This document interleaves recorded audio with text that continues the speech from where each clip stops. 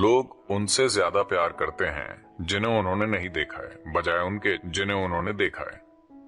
वो सिनेमा जाते हैं, जो भी ये रजनीकांत या टॉम क्रूज या अमिताभ बच्चन, वो बहुत बड़े आदमी हैं और लोग उनसे अपने बगल में बैठे लोगों से ज्यादा प्यार करते हैं, क्योंकि वो सब बढ़ाकर दिखाया है ना?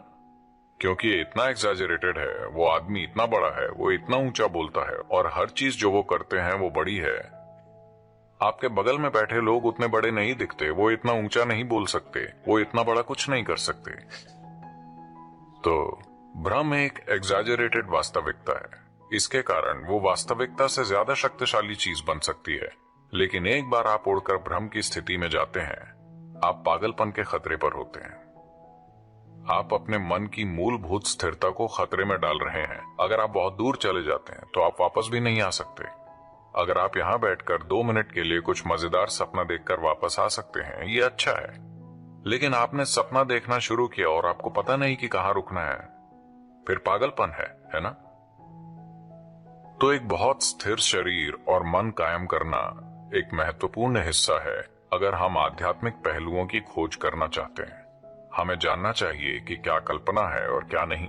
इसके लिए एक बहुत ज्यादा फोकस, स्थिरता की जरूरत है। अब ये सरल चीज जो आप कर रहे हैं कि जागरूकता में इस तरह जम जाते हैं और आपके पीछे आता हुआ दूसरा काल्पनिक दृश्य बनाते हैं, इसके लिए बहुत ज्यादा मानसिक मेहनत चाहिए। आप समझ रहे हैं मैं क्या कह रहा हूं? सिर्फ ये पक्का करना कि आपकी सांस सामान्य से थोड़ी गहरी हो, बहुत मानसिक मेहनत चाहिए। अगर आप अपने मन को इस तरह इस्तेमाल करते रहे तो मन बहुत स्थिर आधार बन जाता है। ये कोई काल्पनिक स्थिति नहीं है, ये अपने आप में एक ठोस आधार है। तंत्र की पूरी प्रणाली ऐसी है कि आप फिर उत्पन्न करते हैं। अगर आप ये गुलाब की पंखुड़ी लें, मेरे ख्याल से हमने आपको इसके बारे में बताया है ना? बस इस गुलाब की पंखुड़ी को लीजिए, इसे जितना संभव हो उतने ध्यान से देखिए, अपने मन में उसे फिर से बनाइए। अगर आप चाहें तो आप गुलाब की पंखुड़ी आसमान से नीचे गिरा सकते हैं। आपने इतने डिटेल से देखा है, आपने इसके हर मिलीमीटर, हर माइक्रो मिलीमीटर को ध्यान से देखा है और अब आप उसे बनाते हैं। देखिए, अभी कोई पेंटिंग बना रहा है, ठीक है? ये कैसे है? क्योंकि कहीं ना कहीं उनके मन में उस पत्ते या फूल या किसी भी चीज की छवि एकदम सटीक है ना? तो मन इसमें सक्षम है। अगर आप ऐसा कोई प्रभाव लेते हैं और इसमें अभिव्यक्ति करते हैं, धीरे धीरे आप इस तरह मन में ये अभ्यास करें, तो ये बहुत स्थिर और शक्तिशाली उपकरण बन जाता है। अब आप योग करते हैं, आप कहीं उड़कर नहीं जाते, आप सिर्फ उसे स्थिर करते हैं, स्थिर करते हैं, स्थिर करते हैं। अगर ये बहुत स्थिर हो तो आप इसमें कुछ भी उतार सकते हैं। अगर ये उतना स्थिर नहीं है, फिर अगर कोई बड़ी चीज आपके पास आती है तो लोग टूट जाते हैं या पीछे हट जाते हैं। बहुत से लोग पीछे हट जाते हैं। जब भी बड़े अनुभव होते हैं, बहुत से लोग, अगर उनके साथ कुछ बड़ा होता है तो वो उससे डर जाते हैं, वो उससे बचने लगते हैं, वो पीछे हट जाएंगे। लेकिन अगर उनके पास बहुत स्थिर दिमाग होगा तो जब भी कुछ बड़ा होगा वो आगे बढ़ेंगे। ऐसा लोगों के साथ सिर्फ आध्यात्मिक प्रक्रिया और रहस्यपूर्ण आयामों में ही नहीं हो रहा, साधारण भौतिक जीवन में भी होता है। ज्यादातर मैं ये गौर करता हूं कि अगर जीवन काम करता है तो ज्यादातर लोग बहुत ही मूर्ख बन जाते हैं। बहुत कम लोग अपनी दौलत और प्रभाव का अपनी खुशहाली के लिए इस्तेमाल करते हैं। ज्यादातर लोग मूर्खतापूर्ण हो जाते हैं। वो सिर्फ इसलिए पीछे हटना चाहते हैं क्योंकि चीजें काम करने लगी। ऐसा नहीं होना चाहिए। अगर चीजें काम करती हैं तो आपको आगे बढ़ना चाहिए, है ना? लेकिन होगा ऐसा, अगर हमारा सिस्टम तैयार नहीं है और चीजें आगे बढ़ती हैं, तो भौतिक रूप से या मनोवैज्ञानिक रूप से या आध्यात्मिक रूप से, जिस भी रूप से, अगर हम तैयार नहीं हैं और कोई चीज आगे बढ़ती है तो हम पीछे हट जाते हैं। यह स्वाभाविक रूप से होता है। यहां तक कि आध्यात्मिक अनुभव भी लोगों को पीछे की ओर ले जाते हैं, सिर्फ इसलिए क्योंकि जरूरी तैयारी और साधना नहीं है। इसलिए यह हमेशा नियंत्रित होता है। जब भी हम कोई भव्य आध्यात्मिक अनुभव उत्पन्न करते हैं, चाहे भाव स्पंदन या संयमा में, तो वो बहुत नियंत्रित होता है। नियंत्रित मतलब वो एक जेल से ज्यादा नियंत्रित होता है। हाँ, उसे ऐसा ही होना चाहिए। अगर आप उसे छोड़ देंगे तो लोग तमाम चीजों पर उड़ने लगेंगे, लेकिन वो उनके लिए अच्छा नहीं होगा, वो उन्हें पीछे की तरफ ले जाएगा। देखिए, ये एक सरल चीज है। आपके शरीर, भौतिक शरीर और आपके मन के बीच एक सूक्ष्मता है कि आपके मन में जो होता है उसे उस तरह से नहीं समझा जा सकता जिस तरह हम शारीरिक गतिविधियों को समझते हैं, है ना।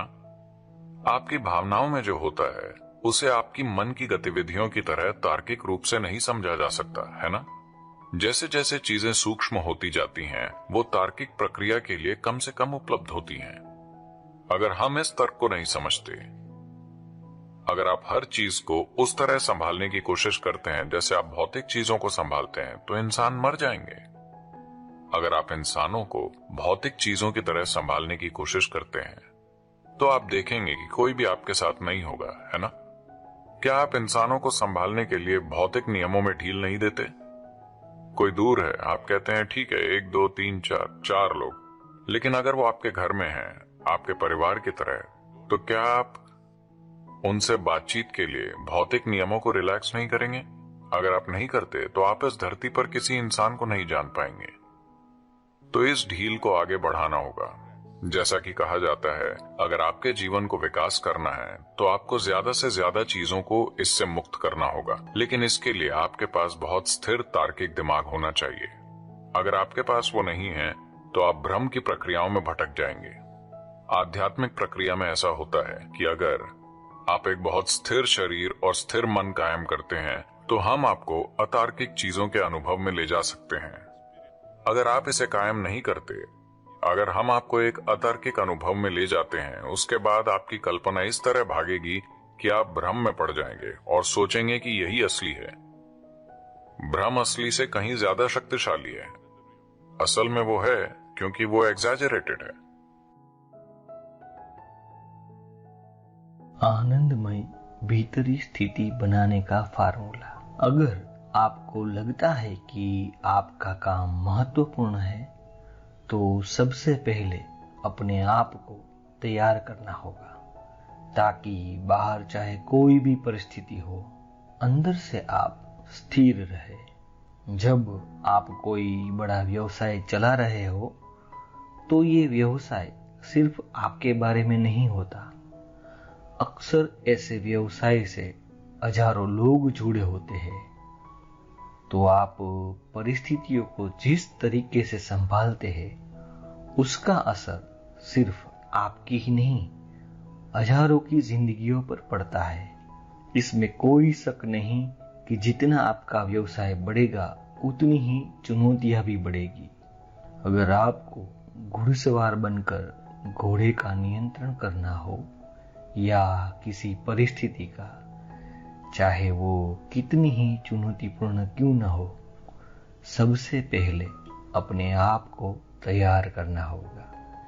अपने अंदर एक स्थिर और आनंदमय वातावरण बनाने का तरीका मैं आपको सिखा सकता हूँ। इससे जीवन में हर प्रकार के उतार चढ़ाव का सामना करने की आपकी क्षमता बढ़ सकती है। कैसे? योग से। योग आपको ऐसी संभावना देता है कि अगर आप यहाँ सहजता से बैठे, तो आप और आपके शरीर के बीच जरा सा फासला बन जाएगा। आप और आपके विचारों के बीच जरा सा फासला बन जाएगा। आप और आपकी दुनिया के बीच जरा सा फासला बन जाएगा। जब आप ये फासला बना लेते हैं, जब आप जान जाते हैं कि आप क्या है और क्या नहीं है, उसी क्षण दुख का अंत हो जाता है। जब दुख का भय समाप्त हो जाता है, आप हर चीज को साफ साफ देख सकते हैं और हर मुश्किल को अपनी बुद्धि और सामर्थ्य का बेहतरीन उपयोग करके सुलझा पाते हैं। ऐसे में कोई परिस्थिति आपको हरा नहीं सकती। आपको जीवन में स्पष्टता चाहिए, निश्चितता नहीं। किसी भी चीज को किसी और चीज में कैसे बदले, ऐसी सोच मत रखो। जो जैसा है उसे उसी रूप में देखना और समझना सीखे। ऐसा करने के लिए स्पष्टता चाहिए। स्पष्टता के लिए आपको साफ, मेल रहित, निष्पक्ष मन की जरूरत है, जो उलझनों से दूर जागरूकता के आंचल में है। ऐसा चित्त हर चीज को उसके वास्तविक रूप में देख पाएगा। ऐसे में आप चाहे तो हर चीज को अपने अनुकूल बदल ले, चाहे तो उनके वास्तविक रूप में उनका आनंद ले।